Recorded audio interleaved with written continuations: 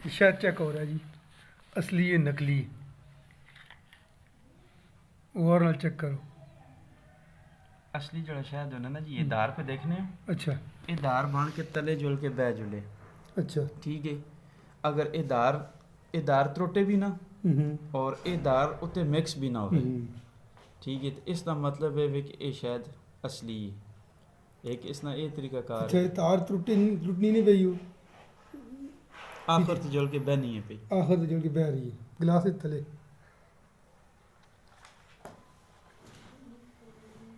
इसका मतलब है कि शायद केड़ा बेरी है शायद या ये बेरी ना शायद छोटी मक्खियाँ ने। छोटी मक्खी ने शायद।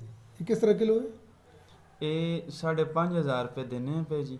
5,500 आफो साहब ने तवसत ना कोई ऐसी तो इंशाल्लाह डिस्काउंट करके देसा। ये आज ली रबर कॉलोनी यूटी टेक्सला। एक बड़ी प्लेट ले,